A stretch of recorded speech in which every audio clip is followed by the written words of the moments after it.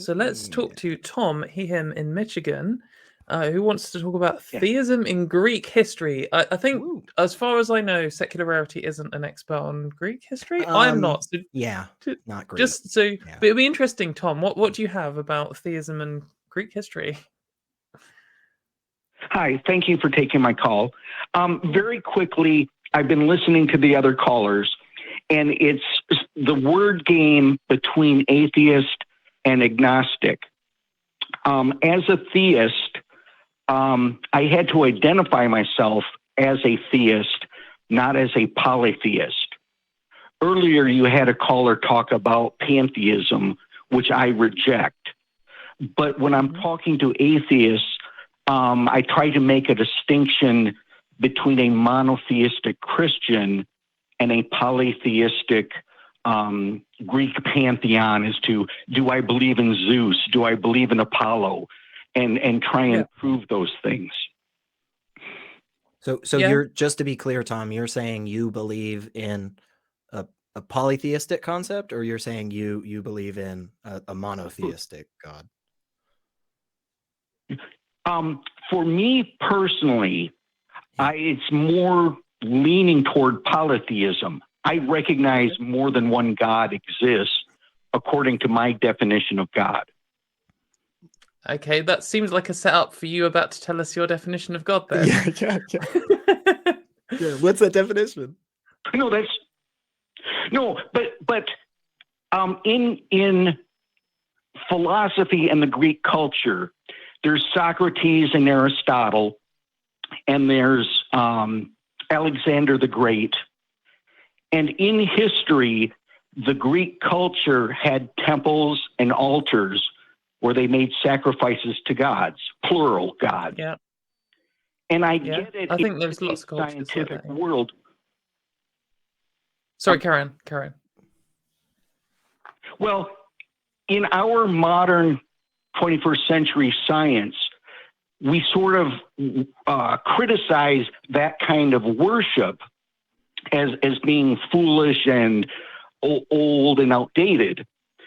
But as a critical thinker trying to use Socratic philosophy, I talk about archaeology and these temples and altars as evidence and as proof that many gods, plural, many gods do exist. Whether you worship it or not, whether you believe it or not, that's your personal decision. What do you mean by exist? Do you mean the concept is something that has at least been codified to the point at which we can distinguish it from other concepts? Or are you talking about this in like a physical entity? Yeah. Okay. Thank you. Because I had to identify myself as theist. I didn't identify myself as agnostic or polytheistic. So we're heading into this word game.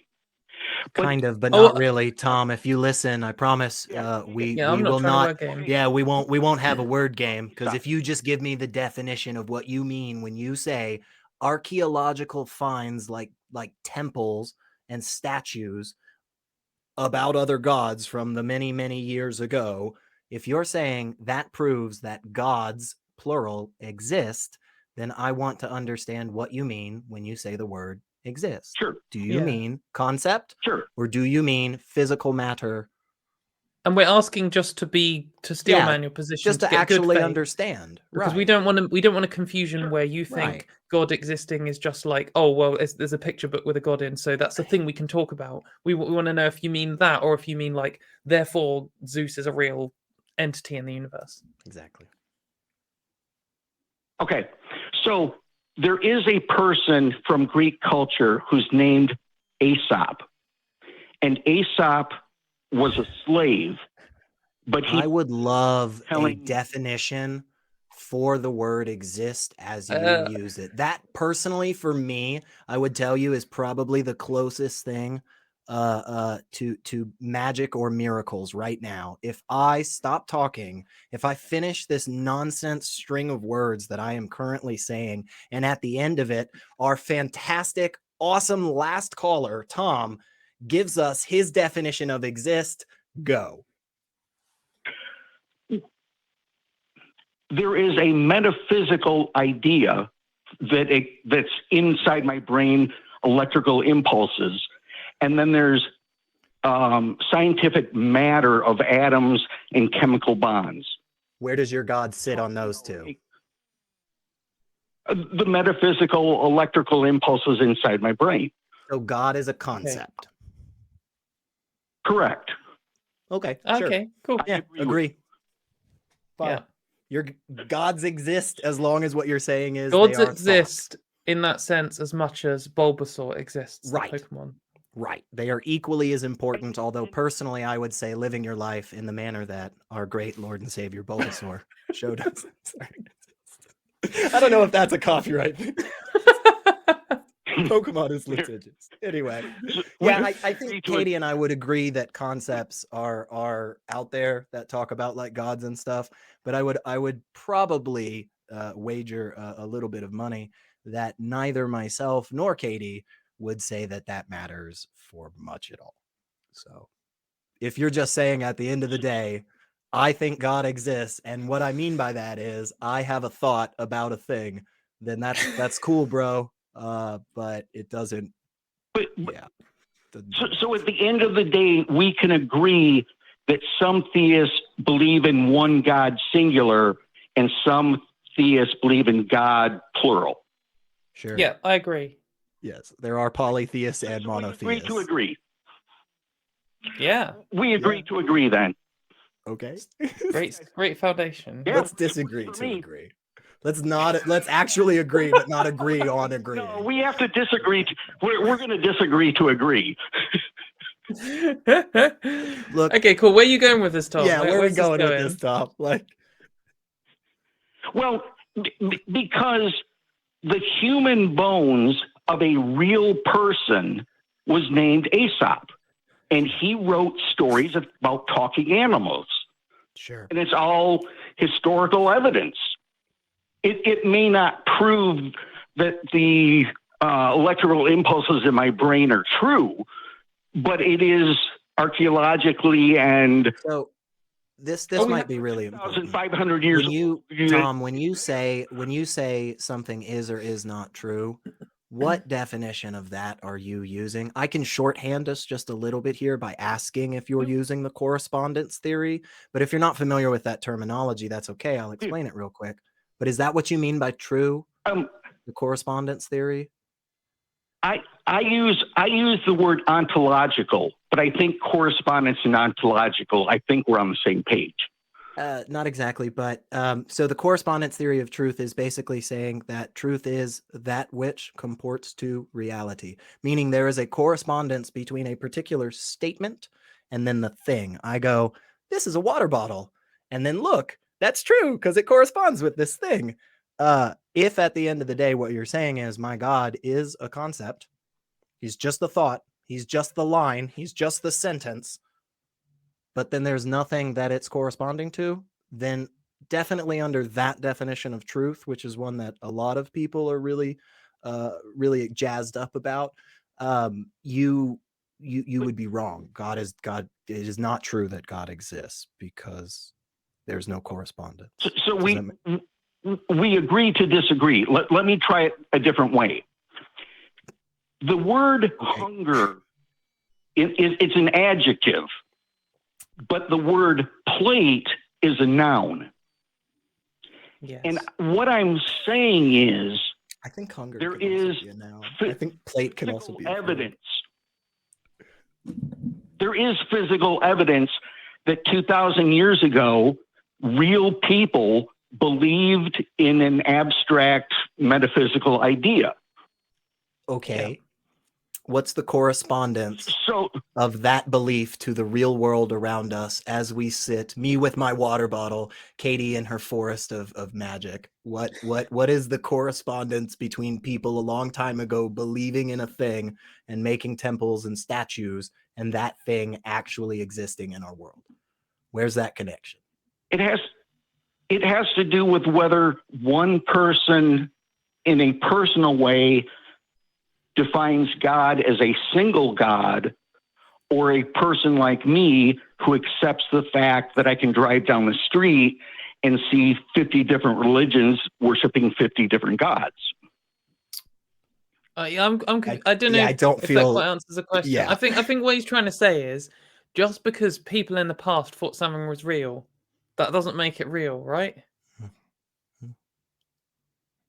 That's correct. So that's kind. I think that's kind of the argument. That's like the dumbed down way of saying the argument he was trying to make. No, that was exactly it. Yeah, which I think would contradict what you have kind of. Yeah, because I would totally agree that the ancient Greeks believed in Zeus and at least one other god. I can't remember any of the other names. Poseidon. So therefore, I would say there was at least one Greek person who was a polytheist. That's cool. I would agree with that. And I would also agree that the concept of Zeus and the concept of Poseidon exist in our shared cultural understanding. But I don't then therefore agree that therefore Zeus and Poseidon exist. And I think that applies. There's thousands of religions, and they all had that is true for all of them. Right. All of the religions that we have evidence of ever existing, we know at least one person believed in them, and they probably built some statues and did a sacrifice or whatever they did. That's cool. But I just don't think that then, therefore, the God exists. Right. We agree to agree. Okay, good. I agree with you. Okay. So going back, I mean, you were saying you're a polytheist, right? And it seemed to me that no, the evidence you were providing was because the Greeks were also polytheists. And it seems that after that wonderful statement that Katie just made, that we agreed to agree on, that would contradict the thing that you said. If I did contradict you lost me. How did I contradict myself? Let me see if I can go through this. You said at one point, so you're a polytheist. You believe in the whole multi-god thing. There were other people in the past who also had a belief, and then you were like, I think that's evidence that those gods are real. And then we moved on to a spot where you agreed to agree with Katie, where Katie was like, just because people believe something in the past doesn't mean it's real. And you were like, oh, totally. So that would kind of. Okay, let me try it a different way. Yeah. Let me give a hypothetical situation and see if this clears it up. Okay. You and I walk into a movie theater. You and I pay money for a ticket. You and I spend 2 hours watching a movie. After we watch the movie, you say that was a good movie, and I say, no, that was a bad movie. I'm saying the ticket is real, the money is real, the theater is real, but the abstract concept of good and bad is subjective electrical impulses in your brain. Agree to agree. Do you feel like what you just said? Do you feel like what you just said, Tom, is valuable for indicating whether God is real? Whether God is real? Yeah. Do you feel like that's important? There's a connective thing between a movie theater and a church, and a good and bad. I guess people are there. Yeah, Tom, I feel like there's this divide. Makes you feel warm and fuzzy. Tom, you're doing a kind of like we've got this claim whether God is real or not. That's kind of like the thing we're most interested in, and I appreciate that you're trying to get us to agree with understandings and analogies and stuff, and that's cool. And like we can agree that good and bad. But I can't prove my brain is firing electrical impulse. No, you're still good, Katie. Oh, okay, good. My thing's just frozen. Sorry. We can agree that emotions are subjective, and we can agree that the Greeks believed in a thing, and we can agree that all this kind of stuff. But I still don't think we've got to the bit where we jump over and say this is the evidence for God. Yeah, and that's I think where the key is we can agree on so many of these things. The issue for me, and it really isn't an issue for me because I'm not the one who has the claim and believes in the thing. But the issue is that it seems to be when you present something and you say this kind of indicates that my God is a thing, is like real, then you agree with Katie and I whenever we push back on that and we say like, hey, this is why we don't agree with that. And then you go, oh yeah, I totally agree with that counterpoint. But the thing that I said that you just refuted, I still hold to it. So that's where the issue, I think, is, Tom. And unfortunately, fine. I don't have a problem with that. Okay. You don't have a problem with you agreeing to things that contradict the statement that you claim to believe? You don't have a problem with that? I definitely have a problem. To say they're atheists. There's a lot of atheists that get labeled agnostics. I don't have a problem with that. Do you believe in a God, Tom? Do you believe in a God? I don't give a crap what the label is. Gods. So yes, SR, I believe in a God, or no, SR, I do not believe in a God. Change your program to I can be an atheist, a theist, or a polytheist, and then I'll answer your question. I had to identify as a theist. Do you believe in a deity of any kind? Honestly, if you believe in a deity of any kind, I'll take a yes to the question. Yeah. Yes. Yes. Cool.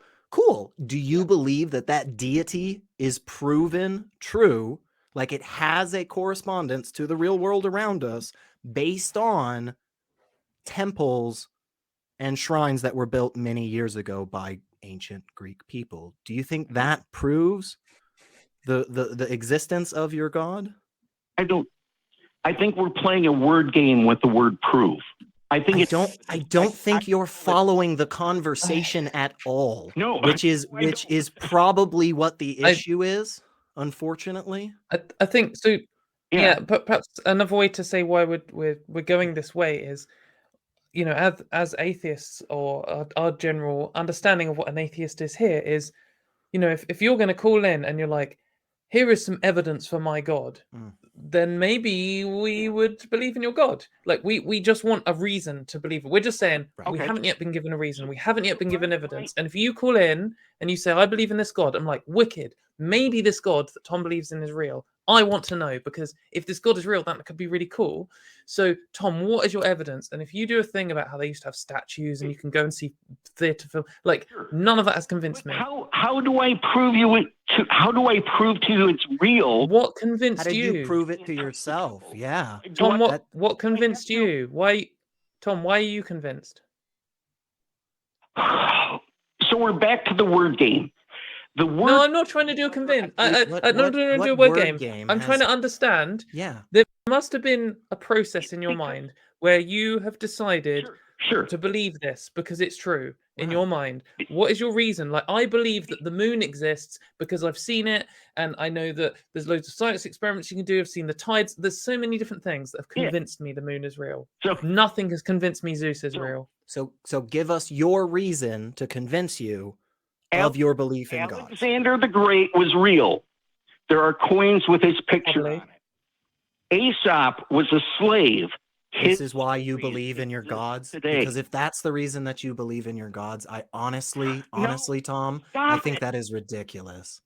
Like, I just do, man. I think, and I'm so sorry. I'm so sorry to be this harsh, but this is absurd. We've been on the phone for 18 minutes now. 18 full freaking minutes, man. And not a single time when Katie and I have asked you for a reason have you given us anything. The one thing that you have pointed to immediately after you were done saying it, Katie laid out a beautiful reason as to why that's not a good thing to accept as proving a God. And you said you agree with that. So what is the reason that you believe in your gods? Just honestly, we just want to know. But I'll be straight up. I get frustrated when people don't answer simple things like that, because when somebody said to me, "Yo, SR, why do you believe in God?" I always gave the answer. Always. I never shied away from it because I didn't have anything to be concerned about.